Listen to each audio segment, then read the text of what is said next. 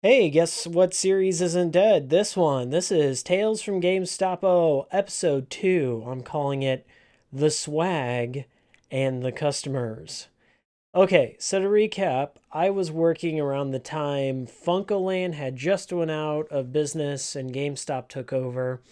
It was during the time that Babbage's, Barnes& and Noble, Sam Goody, EB Games and GameStop were all separate companies, but all under the same corporation.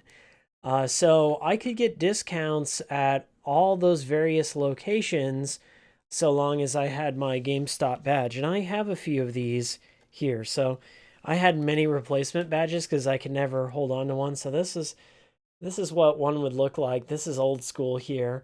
There's also on the back like loss prevention number that's probably no longer in service, but they really took thieves seriously at their stores, and we'll get into that in a future video big time. Um, there was also this one is a variant. Ooh, it's super rare. This one actually has their trade-in. This is just kind of like their motto, their policies for various different things. So I'll read that. So they say reservations. This is what I'm supposed to do to secure a pre-order. Basically, they called them reservations back in the day. But meet the customer at the game wall. Well, all of the walls were game walls, and then they even had those little racks and bins of different games. Which game wall are you referring to? Just stand around and just meet the customer? Uh, Talk about new or upcoming titles. Sure, I'm going to talk about Home Alone on the NES. Ask for reservations. I got to make sure that I'm doing that. I would do that anyway because that's the way I could get hours in the store. Your hours and your pay was scaled based on how many pre-orders you got, or reservations, and also subscriptions to the Game Informer magazine. And it says reservations lead to trade-ins. So a new game can eventually become a used game to profit off of, and that's really their bread and butter there. Trades. So we go from reservations to trades. Trades. Call the customers. ARN call customers. Informs them of trade benefits. So they would eventually, like, if you put your number in the system, and this is back then, I don't know if it's true now, but if you pre ordered a game or you had become one of the subscribers, you would get a robo phone call of new games coming out, which would piss a lot of people off. Uh, Trade in greeting informs non reserve customers. So basically, like, hey, welcome to GameStop, where you can trade Madden 2005 for a penny. I'm Miles. um, Trades lower the cost of a new game by $5, generally speaking.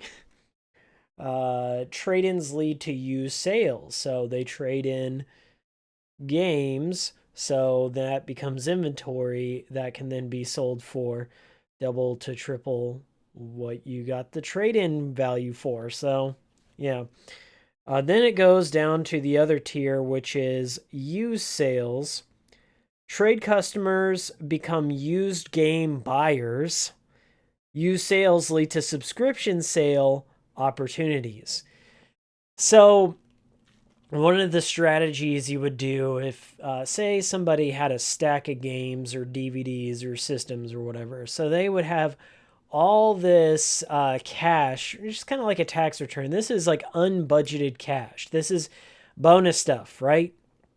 So this would be the perfect opportunity to score a subscription to the Game Informer magazine, which also gave you the discount card there, which would save you like 10% off all used games.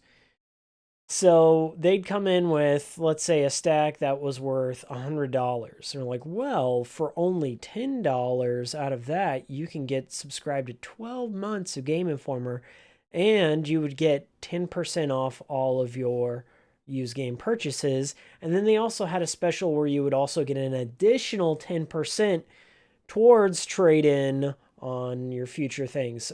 and there would also be like, if say for instance, somebody traded in $100 worth, it's like, we can activate this card right now, and you would get it for free essentially, because that savings they would get, or that additional 10% towards their trade-in value, would be used to pay for the cards. So that was an easy way to score a lot of those subscription cards.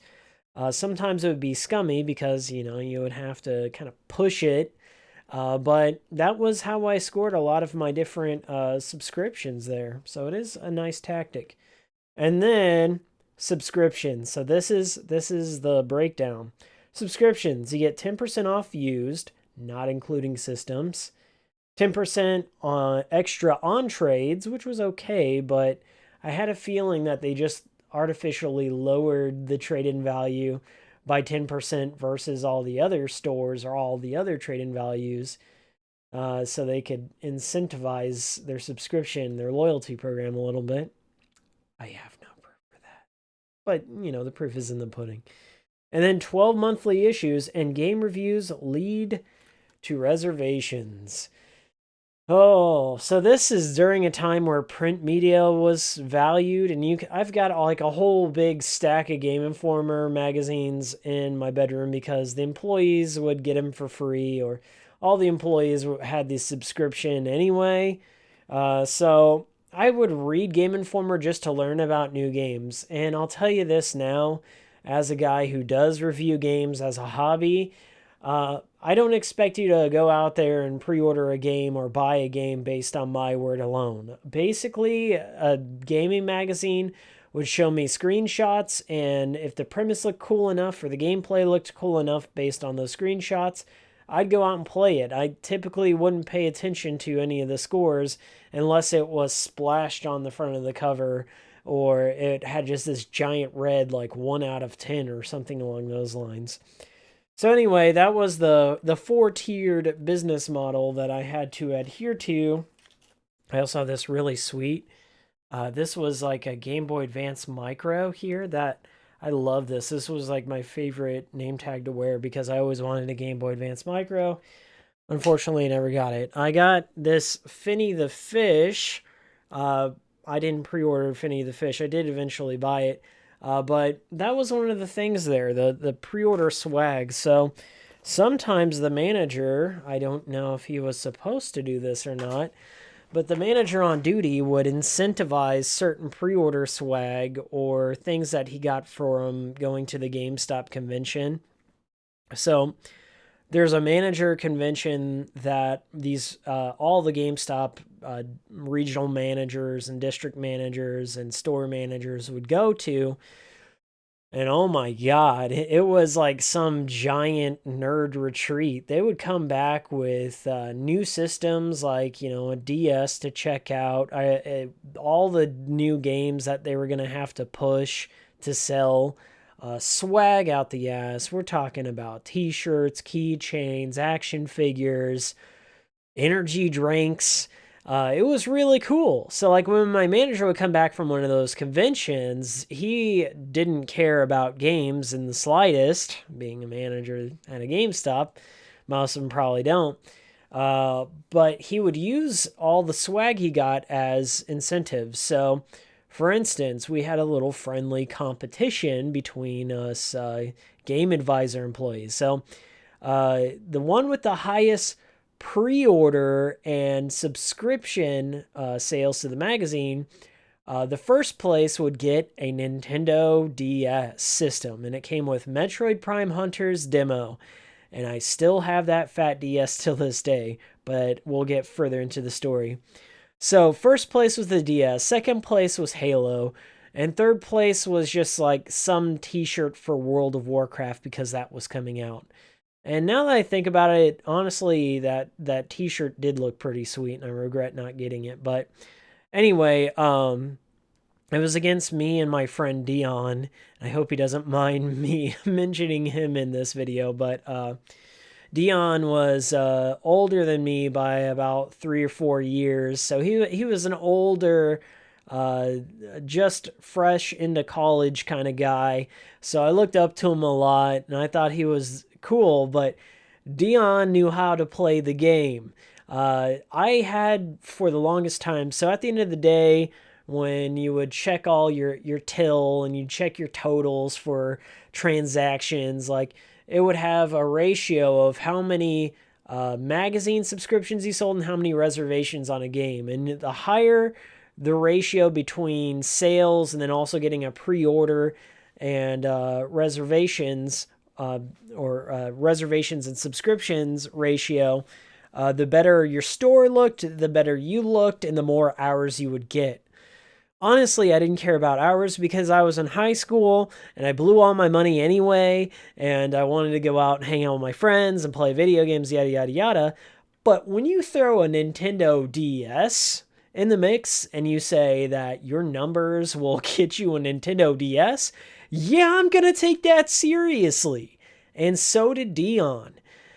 So every night I would have something like 7 and 9 or 5 and 10. So that's a ratio of reservations and subscriptions. I know it's getting confusing. And I was doing pretty well. But there was a shady tactic that you would do, right? So if I was working, it was usually a manager and 2 game advisors on duties. Now you're lucky if you just see like 2 assistant managers or 1 game advisor in the store at a time. I mean, they've really cut back down in staff. But basically, you would try and see who your easy targets were in the store. So you'd try and get a read on the customer, right? And I was very good at doing this, and I'm still kind of good at doing this, like reading people and trying to figure out their personality. I don't know if it's manipulation or if I'm a bad person for this, but it's really good in the sales industry. So take, for instance, you would have some guy come in and he looks like he only buys a few games a year, and that's probably Madden, Call of Duty, or NHL or something like that. Maybe Halo.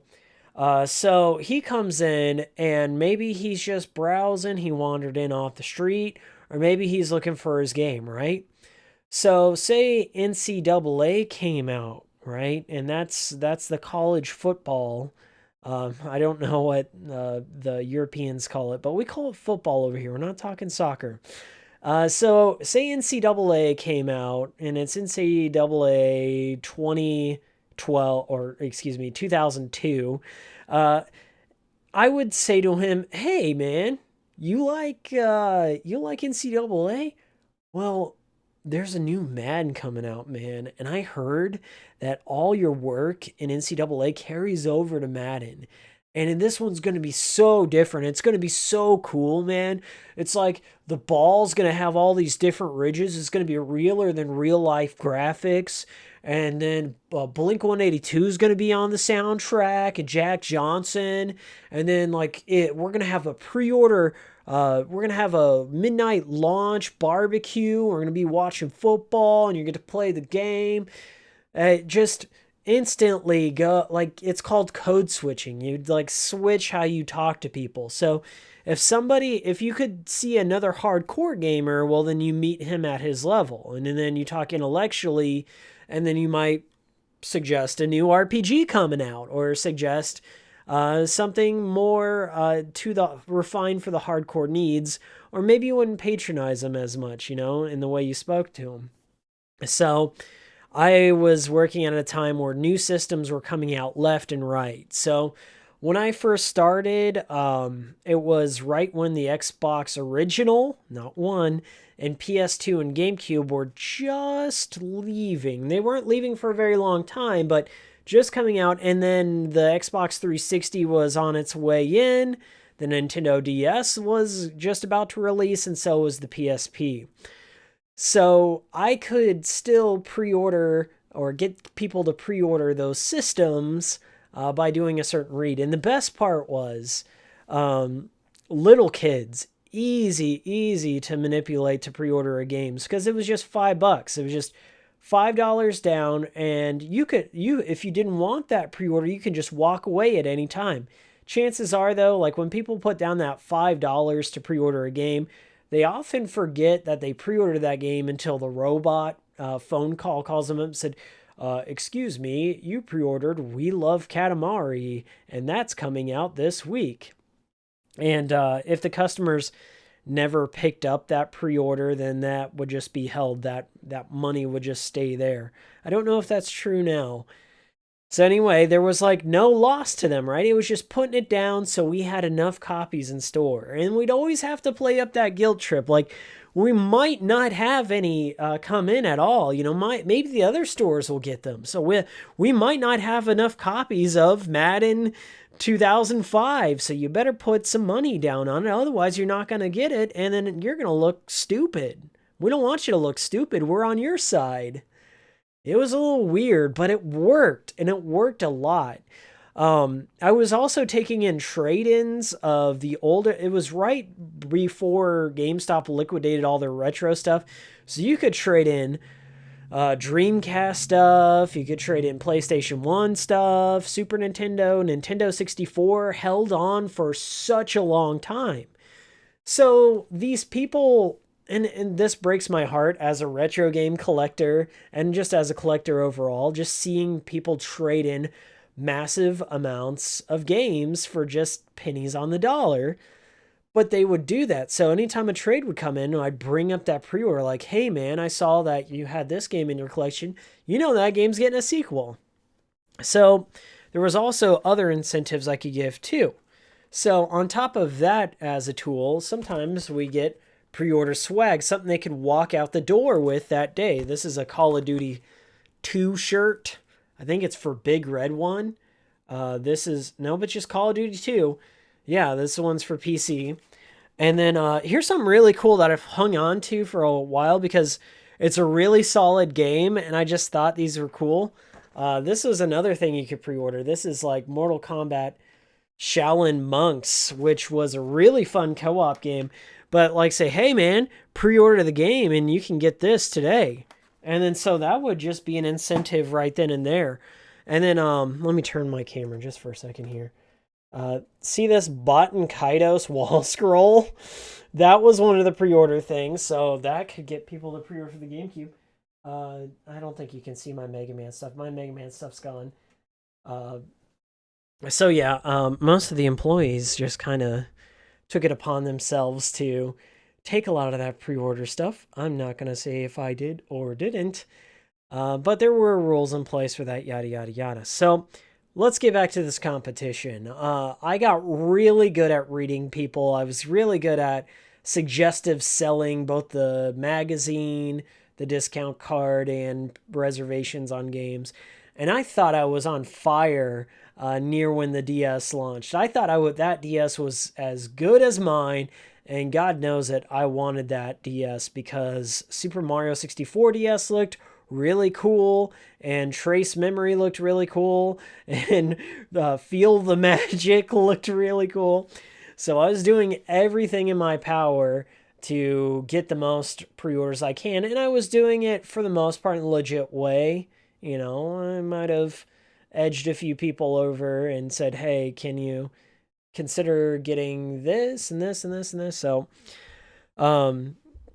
it gets down to like the final day in this little friendly competition, and I had something like 40 reservations, and I had sold something like 50 of those subscriptions, and I had some of the highest numbers in the district. And I didn't find out about what had happened, how Dion had won, until just after he had won, and he kind of bragged about it. So I get the news from Chris. He's like, okay, Chris was our manager. He's like, okay, so here are the totals for the competition. We have Corte in third place with X and X number, and Corte got the shirt. And then we have Miles in second place, and I had like freakishly high numbers. And here's your copy of Halo 2, which I did take, and I ended up selling for money, but instantly after. And then Dion with like 51 subs and 30 reservation or 30 subscriptions to the card. I was like, what? Like, he had duped the pre-order system. What he had done is he had a bunch of his friends come in and put $5 down on all these different games coming out. I think he gave them like $20 a piece or something like that. So one day his friends just strolled in and gave him, like, just inflated his numbers to astronomical levels, and nobody caught on to it until he, fessed up and told us. I was like, son of a bitch. So I missed out on the DS, right? For a minute. So what I ended up doing was, like, I was a little bummed about it. I was like, whatever, fair. He played the game and he won, and I probably would have done the same thing if I would have thought of it first. And I ended up talking with Dion like that later that month, and he's just like, man, I'm not really playing this Nintendo DS. How about I sell it to you for $100? And I was like, okay. I had sold that Halo 2 for $50, and it was still sealed, and it was around the time it first came out.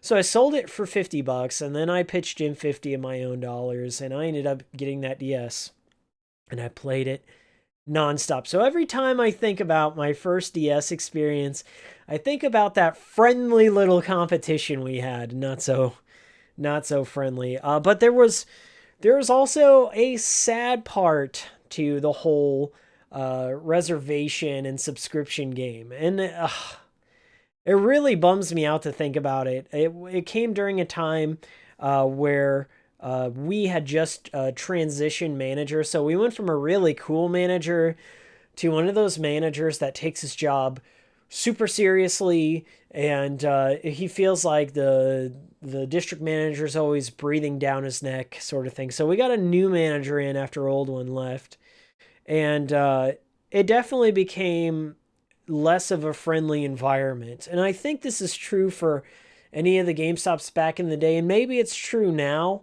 But your numbers, your ratio of pre-orders and subs were your value to the company, in a sense. So, like, when you started noticing, or if you've ever started noticing GameStop employees being super friendly or super pushy with their pre-orders and stuff, know this: their hours, their ability to support themselves are generally they revolve around their performance in suggestive selling. So uh, we had so many employees at that time when we got the new manager, and a lot of it's to do with seasonal. So, like, say around the peak shopping holidays, like around November and December, we would get seasonal employees that come in, and we'd have like an extra set of hands for whenever we had just lines out the door.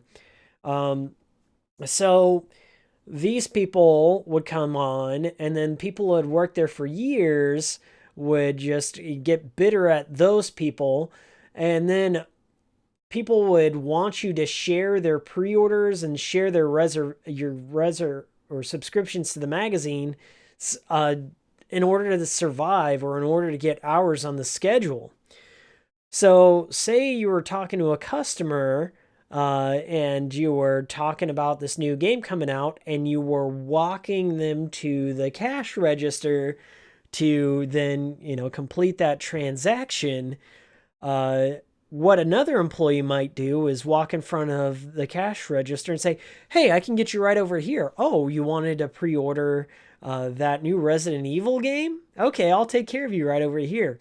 And the customer wouldn't know that the employee's hours were being diminished if their numbers weren't there. So I can't blame I can't blame the customer there, but it led to a lot of bad blood between employees. So what was a happy, friendly, cool place to work just became bitter and sour.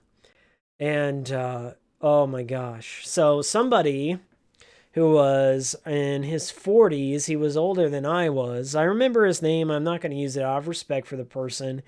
But this guy, he was a big fan of games, and he had another part-time job for a while, and he lost that, so GameStop became his sole source of income. But he was one of those employees that was sticking around mostly for the discount. So employees got like a 15% discount. So he'd maybe work 1 day a week. And our new manager was getting pressure from the higher ups to kind of clean house and not have so many employees on the schedule, yada, yada, yada. So this guy was doing, like, he realized that his days were numbered. So he was doing everything he could to, like, beg other employees for their pre orders or subscriptions. But for me, I didn't see it as fair. And I was young at the time. I was like 15 or 16. And I look back at it, I still feel I was in the right on this situation. But I would not play his game. I wouldn't like just forfeit my hard work for him to just, stand around and collect money and and get the discount and then just bitch and moan about how he wasn't getting hours on the schedule. Every time I looked at him, he just looked at me with these like crazy cracked out blue eyes. I mean, this dude would always give me death stares. He's like, "Well, come on, I've got a kid. Don't you care about my kid? Don't you care about me taking care of my responsibilities?" I was like, dude, like in my head, I was like, dude, you're 40. You work for $5.50 an hour at a video game store. You get maybe 4 hours a week on the schedule. Shouldn't you just go find a new job? Shouldn't you just go out to the unemployment office and try and find a temp job or something? But it came down to it. I was like kind of scared of this dude because he never blinked. He's one of those guys that just has that intimidating Nicolas Cage stare. And I didn't want, like, I respect all my adults, and I still do. Like, I still hold adults' opinions with respect, even if I don't agree with them. But I just had enough of this one guy. I was just like, man, I can't just give up my hard work and let this guy get a pass. And I was there the day that dude got fired, and it was not pretty at all. Like, I think the situation was the dude just didn't want to like look bad in front of his girlfriend or something. I think it was one of those situations where he's like, "Well, I've got a job, I'm trying, but they just keep screwing me over. It's not my fault." So he was only like keeping the job as an excuse to justify him not finding a better job. So, one day he came in to check the schedule because we didn't have digital schedules at that time. And that guy went straight up to my new manager. He goes, "Why are you giving this fucker over here more hours than me?" I was like, "I've got a kid to feed." He goes, "Well, you haven't really been putting your best foot forward and your numbers are kind of low." "My numbers are low because he's not helping me out. He's not a team player." It's like, I am a team player. I'm helping these customers, I'm doing, but I didn't say anything. I was just watching it unfold because I don't know if he knew I could hear him because I was up like alphabetizing games. And he's like, "But this is bullshit." He goes, and my manager at the time he used to be a bouncer and a roadie for different bands. So like this dude wasn't going to take that shit from some tweaker for very long. And so God bless him for being so patient as it is. But the crackhead guy just kept getting in his face and throwing a fit because he's like, "Yeah, I went from 4 hours a week to 1 hour. What's the point of me even being here?" And I think this is what he was trying to do, was like trying to get fired so he could then file for unemployment, which is kind of a smart tactic in this situation. So he ended up storming off and leaving. And at that point in time, I just kind of felt bad because I knew that this was not the first time that would happen to me. I knew that other people that I would work with would resent me being a good salesman. And I didn't want to be a salesman. I just wanted to talk video games, but I just ended up liking what I did. So yeah, it gets a lot worse from there. Um, Now, as I said, I don't want to bring some of these people out or use names. We'll call this guy K. Okay, and that's not even related to his real name. So, K was another one of those employees that only would work, a few hours a week. And K was a sweet dude, like really nice guy, super friendly. When you think of a caricature of a guy who lives in his parents' basement, long ponytail, uh, I think he was also a diabetic as well, because he was obese, but he was a sweet and kind dude. Like, he had such a soft voice, and he listened to good music. He introduced me to a lot of good music. He's like one of those guys that you run into at a party, or you go to a D&D, and you just shoot the shit. You go to a convention, and he's one of those first guys that talks to you and makes you feel good, right? And he had a love for RPGs. He had a love for old video games and stuff. So he was just an easy guy to talk to. But he made a mistake one day. And what he had done is he had rung up like a PS2 trade in as an Xbox. So that showed in our inventory that we had like plus one Xbox when we didn't. And then somebody tried to sell something that they bought with their trade-in credit. Anyway, long story short, um, it they found out he was responsible for it. So he slipped up after all these years of working there, and he had worked there for 7 years at least. Back when it was Funko Land, like he was one of those old hanger-ons from back in the golden days. So that same manager, the new one, he was also responsible. He fired most of the old Funkoland employees. I was hired on when it turned to GameStop. So basically he was cleaning house big time. And he goes up to Kay and he's like, "Look, Kay, you messed up our inventory and I just really have no choice but to let you go here. My hands are tied." And then everything fell silent in the GameStop that day. We're talking nobody was breathing. It was me and another part-timer. And it's one of those weird situations wherever they put three game advisors on the schedule and they never do that unless it's the holidays. So it was kind of odd. They did that because they knew they were going to fire Kay that day. So I'm sitting there at the cash register, waiting for this to happen because I know I'm going to be really sad by the end of it. And I know Kay is going to be devastated. And I know the new manager, he's tired of doing this because he keeps firing all these people because corporate's just like, get rid of these fucks.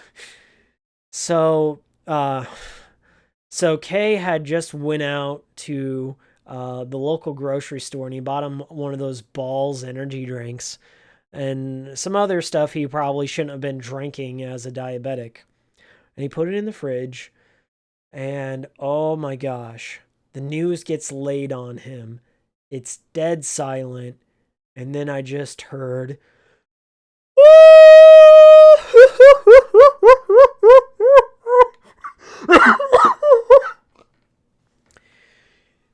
It was the saddest thing I had ever heard up until that point. Like, I just heard Kay crying in the back room. And the new manager had no idea how to, because this guy was in his 30s. He was way tall, a big dude, and he's just standing there just crying. And he's like, okay, what can I do to, help you out in this? You're a good guy, you're great, but you just made a mistake, and we just gotta let you go, and you can't have your discount, you can't. And it just went out of control. You just heard, and it was just all throughout the store, and customers were coming in, and I'm really sad, and I want to go say some nice words and help calm them down, but I'm still trying to like keep it together and do my job.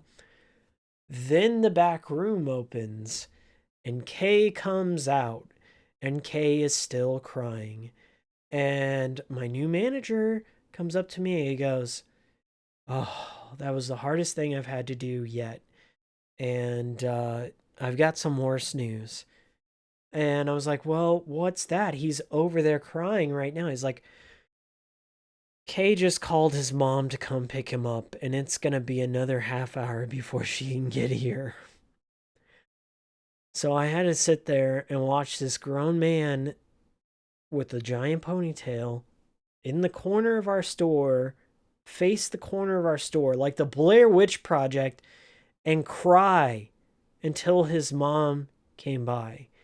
And I was really upset about this. Like, I was like, man, this is terrible.